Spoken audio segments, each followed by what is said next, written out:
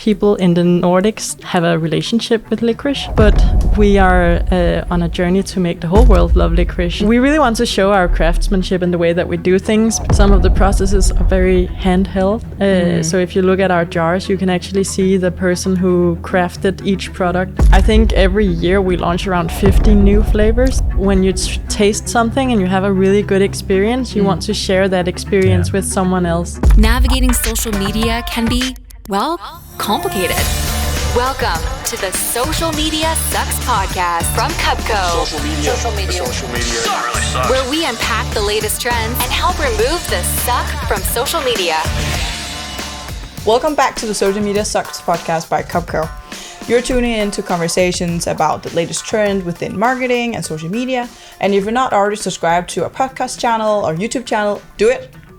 Do it now. I love the aggressiveness. Yeah, do it. Just do it. But it really helps us get all this great content out to more people just like yourself. So let's start today, and I'm very pleased to welcome Patricia Winkel-Pedersen, who is the marketing director at LAKRIDS by BÜLOW. And then, of course, our CEO, Chris Copernus by Cupco. By Cupco, yes. Cupco. I like that. Chris Copernus by Cupco. I am produced by you guys. Yeah. So, yes, Exactly. I'm here as well. Welcome. Welcome so much. Thank you so much. Happy And to be here. first and foremost, can we please have a little bit introduction to you and your work, Patricia? Yeah, so I'm the marketing director at LAKRIDS by BÜLOW, which is a Danish confectionery brand. I became the marketing director 2 months ago, so that is still quite new, but I joined the company 2 years ago. Before that, I was at Nespresso in Denmark, and I actually started my career back in high school. I just didn't know it at the time, but I joined Nespresso when I was 17, and back then it was not a brand that anyone knew in Denmark, so my job was actually to stand in the first flagship store and open the door to people tell them about the brand and the concept from zero, basically. Yeah. Wow, okay. Was that the flag? Was it up, down? Was it by magazine? Exactly. Yeah, it was down there. Yeah. It's still there, though. It's still there. Is it still It there? moved Okay. a few doors down, but still okay. there. Ah, Okay, great. Yeah. Nice. And you didn't have George Clooney with you? Not at the time? yeah, no. Okay. that was So- later on ambassadorship, I guess. But that could have been nice, though. Yeah. This is George Clooney, and this is Nespresso. Yeah. Okay. Nice. Great. So you started way back then. Exactly. And I actually wanted to become a dentist, I thought. Okay. So after high school, I took two gap years. Yeah. And while I did those gap years, I just found out how interesting storytelling is, and how when you change a word or change the way you phrase something in the conversation with people, that really affects the whole situation. And you don't think you can achieve that as a dentist?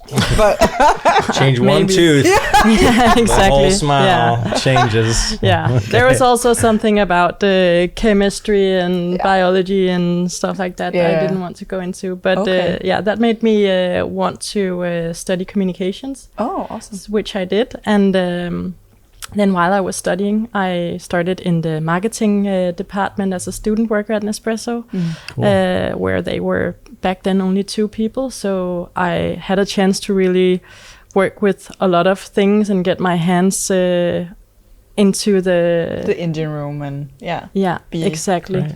Very cool. Okay. Any surprising learnings you had along the way of this career journey? I don't see myself as a career person, so Okay. I don't see it. I really just loved the brand and loved getting it out there, and wanted to share my excitement about the brand with people. I tended to talk about it to everyone. Great. And I never really had that clear career path. It just led me to new places, and I got to work with a lot of things that I found exciting. And Yeah. Awesome. Wow. So, but you started in LAKRIDS by BÜLOW as in PR, right? Or in communications? Or? I started as a brand activation manager Okay. 2 years ago. And what does a brand activation manager do? For those of you who don't know. Activate the brand. Activate the brand. Yeah. Sorry, I didn't. Yeah, my bad. Yeah. So we're actually not a lot of people working in marketing. And back when I started, I had 1 week handover with the previous marketing director before she went on maternity leave. Mm-hmm. So we were very few people for around a year, and working on accelerating brand awareness, especially in Germany, creating a brand storytelling outside of the Nordics, because we're a licorice company, and people in the Nordics, they have a relationship with licorice. Most people actually tend to love it. We have a strong tradition for it. Yeah. But we are on a journey to make the whole world love licorice. And when you journey. That's a good goal. Yeah. It's quite world ambitious. Domination. Exactly, and that's what I found really interesting about the company. So I was looking into how to create this brand and communication platform that goes beyond just the products, because when people are not interested in your category, how do you create that interest? Yeah, it's a new category for most of the world. Exactly. Right, they're not used. I mean, it's in the confectionery candy category, but you're right. Licorice is a very distinct, very distinct. Right. Yes. I mean, most of North America would have this sort of, when you say licorice, they might think also like strawberry licorice, like Nibs or Twizzlers or something like that. They wouldn't go with the black licorice. No. I remember having black licorice as a kid because there was Twizzlers black, which was the black licorice, and it was a rare thing, but I remember using it as a straw to drink soda. Martin knows what I'm talking about, but you'd actually, like, Twizzlers had like a hole through it. You'd bite one end, bite the other end, and then you'd use it as a straw. And that was quite interesting. Sustainable as well, I guess. The early sustainability. I mean, like, so, I mean, I don't think a lot of turtles are dying from Twizzlers, so probably eating them. They're adding to the ecosystem, but it is an acquired thing. It's not like flying off the shelves in North America, where I'm from, but Germany's no better. Actually, we say that there's a licorice equator running through Germany. So in the north of Germany, you might like sweet licorice if you're introduced properly. You might even like salty licorice. But then south of this equator, people just hate licorice. And that's actually what we see in most parts of the world, that it's kind of like cilantro or Marmite. You either hate it or love it. And there's no in between? No. There are very few people who are indifferent to licorice. Yeah. That's interesting. That's very interesting. Do you guys use that in your marketing at all? Yeah, very much. Yeah. That's nice. Yeah, because I think it's a dividing category. It's a dividing candy. Yeah. And we are on this mission to make the world love licorice. So whether you hate or love licorice or not, you can see that mission as a really absurd one, and you can what do you call it? Identify with it. It's kind of like a David versus Goliath kind of thing. Yeah, I think it's always good. Like, I love marketing. I love products that can be a little divisive, right? Because you kind of need that energy in a brand, like the Coke versus Pepsi sort of debate. You need enemies. You need like two sides of the fence, or otherwise it's like you don't have a universe to play with in some ways. So you're lucky in that way, but I mean, it's not that lucky, because it's also a huge challenge to get people to try a product like yours and try to fall in love with the product. So it's a difficult task you have, but it's an interesting, fun task. one. Absolutely. I'm a little jealous. Can we trade? Can you come here for a bit? Can you come here for a bit? You can become a licorice ambassador and bring it to the US. I would love to. I think that actually, once you say that, it is kind of like you need those things. Yes. You need ambassadors. You need people like that are maybe well known in the culture. To advocate. Very much what we're trying to foster. Is licorice lovers. And to get them on board on our mission. Nice. Share the passion for licorice. Okay, I have one last question regarding your career and a little bit, and then we can dive into more of this licorice universe. But do you have any advice for younger people who want to strive to be in the same position as you are, like as a marketing director, or in general, like to younger Patricia?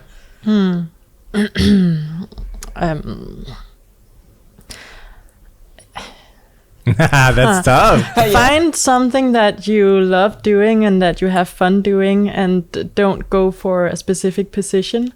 If you'd asked me 6 months ago, I didn't want to be a marketing director. I actually said at my last yearly review that my next career step would not be in the position as marketing director. But when our CEO asked me, my gut feeling just screamed yes. So you never know what's gonna happen, and just don't stress too much about your career. And if you're not in a good place, find out how to work around that. Yeah, that's good advice. Good. Especially nowadays, I think a lot of people are very stressed about their job. You know, if they're not getting that new promotion every 6 months, they're like, "What's wrong with me?" And it's like, chill. It'll come. Exactly, like when it's right, it's right. And I think it's a very good advice. Solid. And can we have a little bit more introduction to LAKRIDS by Bülow, the brand, like your factory, and you know what the brand is? So if we start from the beginning, we are founded by Johan Bülow, who grew up on the island of Bornholm. So those of you who know Denmark knows that it's very different than the rest of Denmark. It's a small island, which is very rocky and quite beautiful, and a holiday destination to a lot of people. And he comes from a family of entrepreneurs, and always knew that he wanted to create something special himself.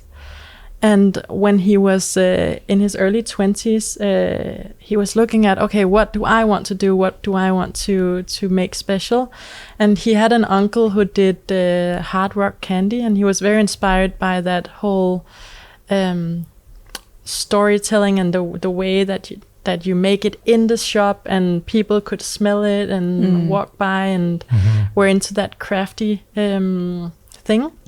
And he also liked licorice, which back then was mostly something that you would buy in the supermarket and enjoy as a Friday night candy. But he wanted to take it to the next level, so kind of like you've seen within the chocolate industry. So using the best quality ingredients and the best crafting methods.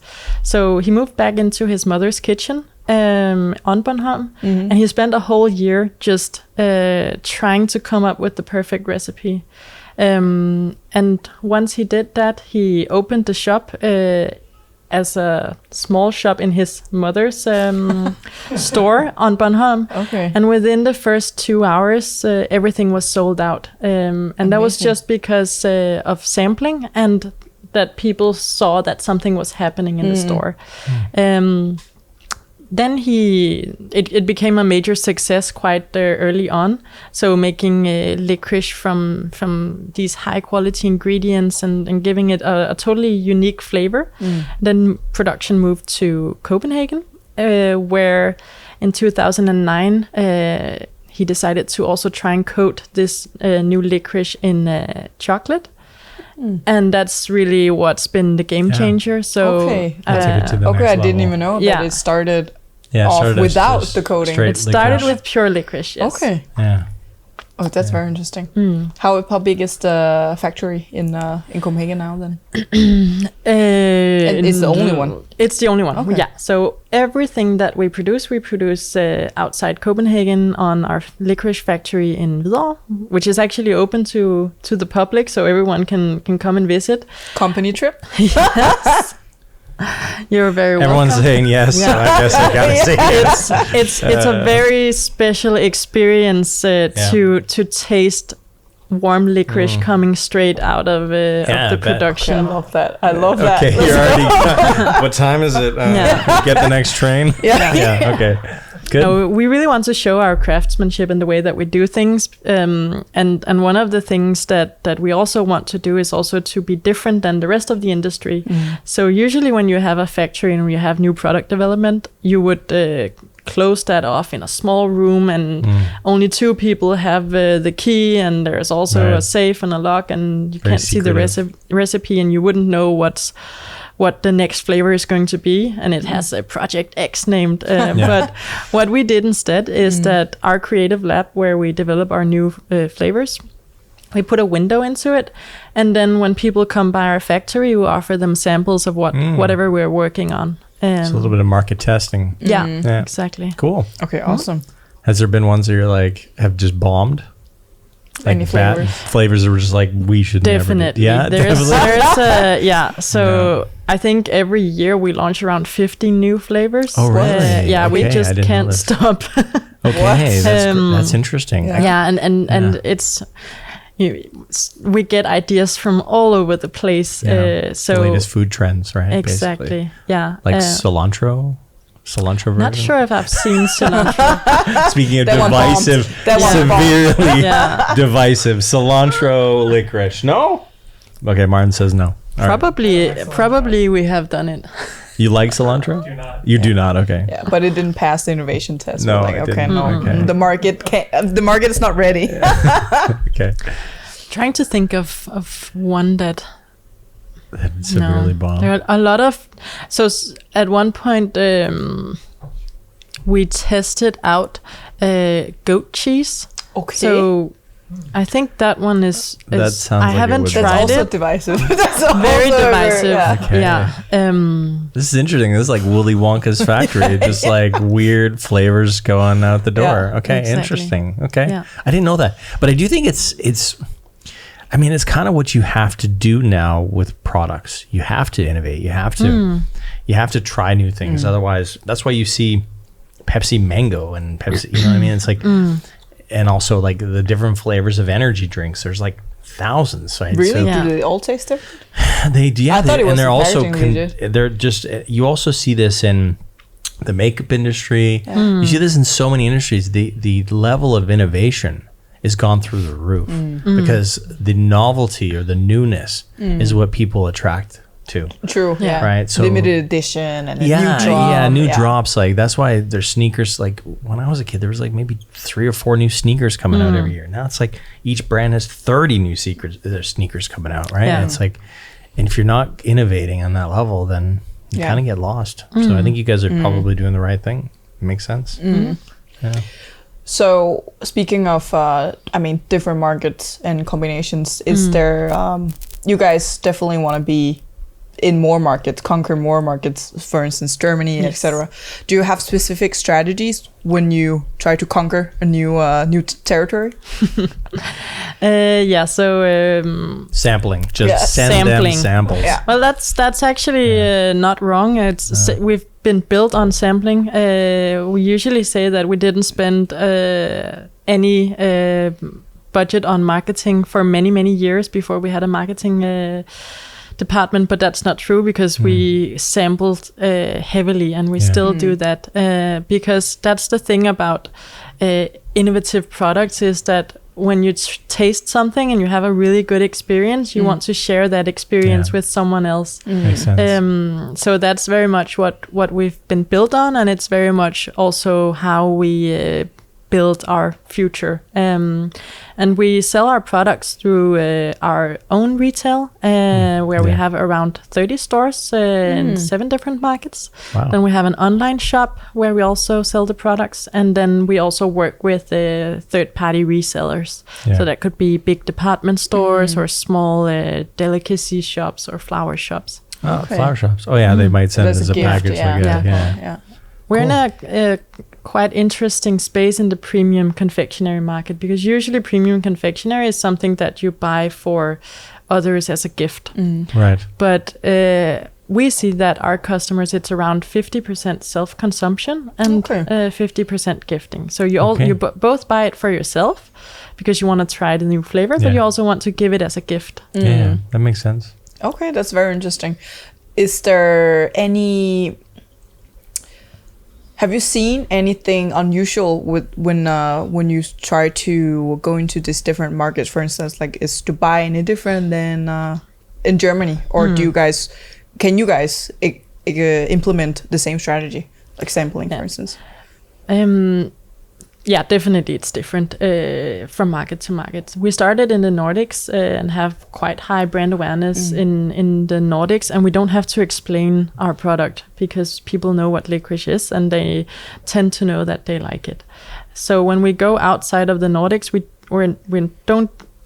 So we need to position ourselves differently just to encourage trial. So the first taste is extremely important for us, and this is done through sampling, and also explaining what licorice is and what this tradition is, because licorice is not confectionery. It's actually a root, and then in the Nordics we have highly developed tradition of using it for confectionery.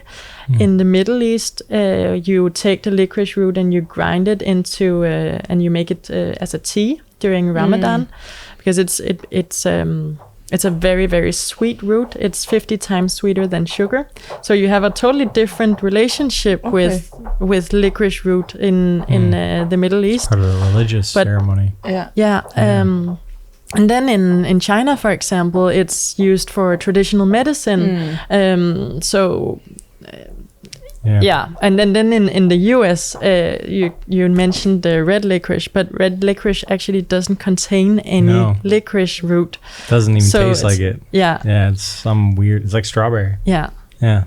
Yeah, so it's very centered on licorice, the way that we go into it, and we try to use licorice as our advantage and not our disadvantage, because we're trying to build our own category within chocolate, and here our core is licorice, and that's something that helps us, but it's also to our disadvantage, exactly because of the fact that people think they don't like licorice. Yeah. Do you guys use like the Danish heritage a lot? Because I can imagine like all things Danish have become quite popular. Does that help you guys, or do you think that?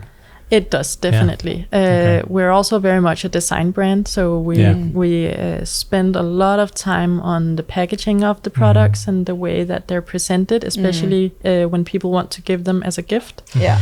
And here Danish design is of course something that we play on.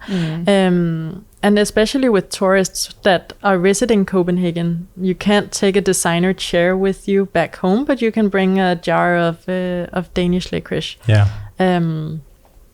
You've got a unique position there, because I think oftentimes when I'm going on a business trip, I'll grab the LAKRIDS by Bülow and bring that, because it is easier to bring, and it's shareable, and it's something that can be a thought. Premium. Yeah, it looks premium. It is premium, and it also is like a thing that people can try.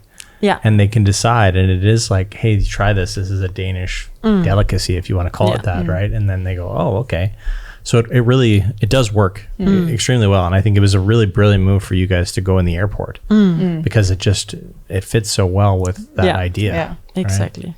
So cool. Yeah. So you mentioned a lot about sampling, this physical element to your marketing strategy, but how do you unify that with the digital journey you guys also have? Like it is, you have your own website and everything. How do you give your customers that unified experience or correlation between the physical and the digital space?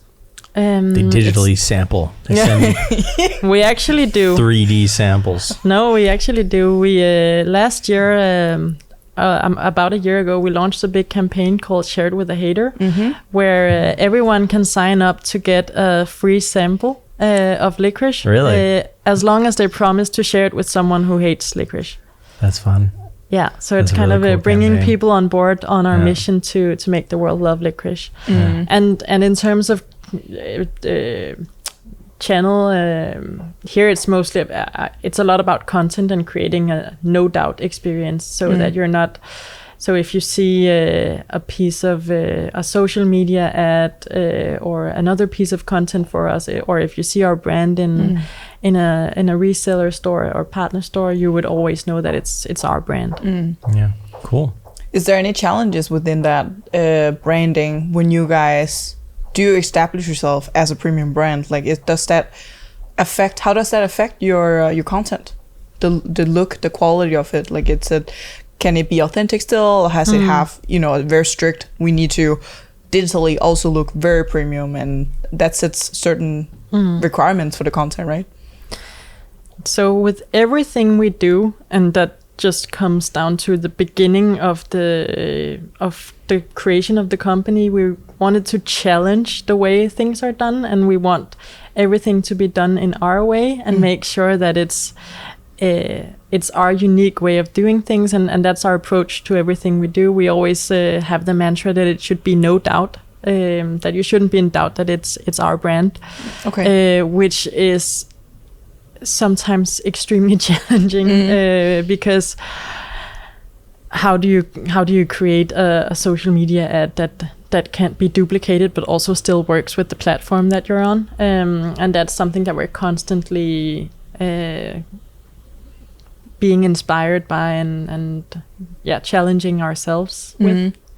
Yeah, I think that's difficult, but I think you're in a position that a lot of brands are in, which is, how do we be unique while still exploring? Because it is like, for example, we take Nike. We can just scroll through the Instagram feed and just see like there's a spirit there, but it is all over the place. It's like, and it's not just by department. Like a lot of people argue, well, that's, but they have separate departments for Nike golf, Nike skateboarding.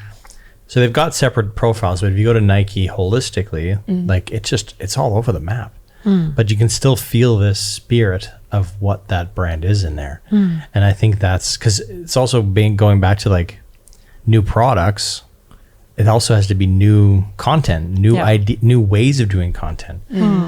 So I agree with you. Like it's a big struggle for brands to be relevant, to be new, to be fresh, while still maintaining the brand spirit. And that's and I mean, I don't think it necessarily has to fall down to design. There's something else. It has to. It's something intangible and something. And I think that's also why you see a lot of brands hiring creative directors now. Like the creative director role is somewhat new at a brand, but that's essentially their job. They're trying to find that spirit, trying to find that tone of voice. And make sure that it hits on every level. I think that's also why I think a lot of brands are hesitant when exploring new channels, right? Because they are afraid of, let's say TikTok. I think a lot of brands would be afraid of losing their voice if they enter the world of TikTok. Because then like, okay, this is not how we present ourselves on Instagram, and how do we then tap into this and not, lose the premium look, and it has to be, very authentic and lo-fi production, and how do we communicate ourselves on that channel? That is the challenge, right? But it's also kind of a way of redefining what luxury is and premiumness is, and I think a lot of things are happening in the world these years that are redefining this luxury category. So it's about 100%. slowing down. It's about less but better quality and taking care of the environment and the world around you. And I think we have done a lot within the past years, especially to adapt to that mentality and trend. I'm curious to know, is there any difference when you communicate? You have touch points with both B2B and then of course B2C, but in your marketing strategy, when you sample and etc., is there any specific difference? So per market or per audience, I guess, like B2B, if you go B2C, into a retailer, or if you go into the consumer. We're trying to make it as similar as possible. Or as identifiable as possible. So work with kind of a lighthouse, and the best case would be it looks like this. How do we duplicate that in the different channels? And one of the things that our main assets here is our factory. And we really want to also show that more in the content that we produce, because it's a big driver for people in confectionery. It's the craftsmanship in the products. The behind the scenes. And that's also very unique to our company and our brand is our factory. It's really it's quite unique, and it's almost a shame to call it a factory because some of the processes are very handheld. So if you look at our jars, you can actually see the person who crafted each product. Their name will be on the jars. Okay. Yeah, so it's quite unique. So it's like a workshop. I don't know. Yeah, you could call it a workshop. Okay, very interesting. Do you what channels have you guys? What channels are you on, and what channels have you experienced is the most efficient when you are to reach your audience? We're on Facebook, Instagram, LinkedIn, Twitter, TikTok. Okay. We just started. Facebook, we actually have a Facebook group of diehard licorice fans, which is the most positive place on earth. It's called LAKRIDS Lovers Lab, and we have more than 10,000 people who are interacting daily, and they are bigger fans than I would almost say we are. They know more about the brand than a lot of people who have been in the company since the beginning. Wow. Okay. That's an asset. It's a major asset, and we also are, of course, investing our own resources in keeping it a really nice community and engaging in dialogue with everyone, and also giving them some more insights on behind the scenes. And so it's almost like VIPs when you're like in that group. Okay. But you need that. I mean, you need diehard fans. I think that's the difficult thing for a lot of brands to actually develop that. I mean, we had the marketing director for FCCO on. We also had the marketing director for Brøndby. Astralis. Astralis. No, we also, and then we're gonna have, we're gonna have the marketing. Anyway, it doesn't matter. It's just to say that like having that unique ability to tap into a fan base is very cool, and I think it's something that brands want to have. So it's nice that you guys have it. How do you actually manage that community? Like, what do you guys post daily there as well, or do you sort of let it run on its own? Both things. So on a daily basis, people are interacting with each other, like posting pictures of what they bought or how they're reusing the jars for something different. Or okay, so do they only communicate your products? I'm just curious. Okay. Yeah. Okay. So they're diehard LAKRIDS by Bülow fans. Oh, okay. But then we also, at least on a weekly basis, make sure that we let them know before everyone else if there's a new variety coming out, or if we're testing something in the lab and want their opinion on whether it should be this color or that color. Like when we're creating the launches or product launches for next year, which color should we go with? Which word sounds better? Something like that. That's cool. You're engaging them to make your product and to make the branding. That's brilliant. I think that's exactly what you should do. So congratulations. That's amazing. Yeah, I guess that's also why they stay fans, because then they feel like when they see that in the stores, like, okay, I was a part of making that product almost, right? Yeah. That's nice. Do you ever do like what's it called, like the specifically designed products with like Coca-Cola has with people's names? Do you guys do those, like dedicated initials of products? We had a competition a few years ago where we dedicated one product for someone who came up with the idea. But no, I don't think we've... You can make one called LAKRIDS. I'll take that. Say it. LAKRIDS. Oh my god, that's genius. I love it. Yeah. Stay tuned. let's drive by the lab. And Make it LAKRIDS. Yeah. Yes. That's genius. Yeah, sorry.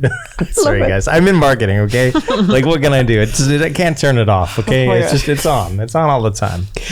Okay. Wait, that's amazing about community, though, that you guys actually activate them. I want to circle back to TikTok then, because it's also, without a doubt, a big platform to engage a community or actually build a community. So have you experienced launching on TikTok compared to the other platforms you're on? How did you guys launch it? Was it yearly? It was I think it was around April this year. And we had been circling back and forth with my colleagues and I. Do we do this? Should we do this? How does a premium brand launch on TikTok? Is it the right audience? And then we had a meeting with some people from TikTok, and they were just like, "Do it." Of course, no. And then we thought, okay, let's test it out and test and learn, and it fit very well with the way that we wanted to take the brand, so to be a little less polished and a bit more fun, and show people a bit more of what's going on behind the scenes. We are still in, I would say, in a test and learn phase, and having fun with it. Yeah. It's like what works for, like, we're in that with all clients. I think every client that we work with needs an updated strategy every quarter. Yeah, because it is like it's changing rapidly, and also that going back to that new thing, it's like, okay, we've done this, now we have to do something new, right? So it's good. I think keep on test and learn. Don't ever get out of that mode. No, of course not. No, have you seen anything perform like significantly when you have viral hits? Why? I think what our learning is so far is the sounds are extremely important, and also being colorful. Like is in the color palette of the video. Yeah. Oh, okay, grabbing attention. Yeah. So one of our first viral video was a test product in our LAKRIDS Lovers test product launch, which is called Birthday Cake. And then we had a fun video with a very bright pink background and some sprinkles coming down, and it was a remix of 50 Cent's Candy Shop. No, okay. Is that the name? No, you're thinking. No, the birthday. Yeah, what is that even called? That song? What's I just birthday? immediately thought Candy Shop, but that's. But you know which one? Yeah, I know which one you're talking about. They always play it on my birthday. I'm not gonna sing it. Hey, shorty. Yeah, exactly. It's your birthday. Okay. Gonna party like it's your birthday. Please mute that in the. We're gonna get sued. Yeah. Okay. Yeah. So that works. That worked, and we could really see that we got broad reach, and people from all over the world were like, "What is this?" Yeah. Okay, that's amazing. So birthday cake works. Yeah. And songs. So when we have a bit of fun with the brand Testing. and allow ourselves to be very playful, that works well. So how are you producing that? Are you getting like some people internally to make all that? And okay. We do all actually everything in-house, everything creatively. So that's great. So you have a pretty large team then, I guess. No, actually not. Okay. Our founder, Johan Bülow, is still he's the creative director. Yeah. Then we do all product development, of course, in-house. We have a design team who are designing all the labels and campaigns and marketing materials. And then we have a visual content creator who's doing an amazing job of creating all video and photo in-house. Great. Nice. Cool. What about but have you seen, can you reuse the content you have on other platforms, or on TikTok, or do you, and vice versa, do you repurpose a lot of your TikTok content on other platforms? What's the synergy there? So we use some of the content we create for other platforms on TikTok, and I would say in terms of paid, TikTok is not a big channel for us. It's basically Facebook and Instagram where we spend most of our budget. So of course our premium content is created for those platforms. But then our social media and community coordinator is also creating her own videos, just using an iPhone and testing that out. So smart. But we haven't. I don't think we reuse that on other channels. They also have different roles. Our channels, social media channels. Yeah. So it gets to be its own personality. TikTok. Yeah, it's more of a behind the scenes type of thing where we're a bit more playful. And, yeah. Nice. I want to end with a future outlook. So where do you see the industry is headed in confectionery? I hope to see a lot more responsibility when it comes to both packaging and trying to eliminate food waste, taking responsibility of the entire supply chain. Also in terms of gifting, to use less packaging, because when you want to give someone a gift, you want it to look like a lot with as low a budget as possible. So trying to limit that. Yeah, sustainable. Yeah, in that sense. Where do I see the industry going? That's fair. Do you see? Is there anything in terms of marketing that you see opportunities within? Your guys' vision. I think to me, and I actually don't have a marketing background. My background is communication. So for me, it's always been about storytelling and telling the great stories. And usually the great stories are there to tell. And if not, then create those great stories. And in some way, it's about being honest and transparent in the communication, and involving end consumers into your brand. I think that makes it fun for me, at least, to work with marketing. Definitely. Okay, so here you have it, guys. Marketing from Patricia Winkel-Pedersen, the marketing director of LAKRIDS by BÜLOW. Thank you for tuning in, and I'll see you for the next one. Thanks, guys. Bye. See you. This has been the Social Media Sucks Podcast.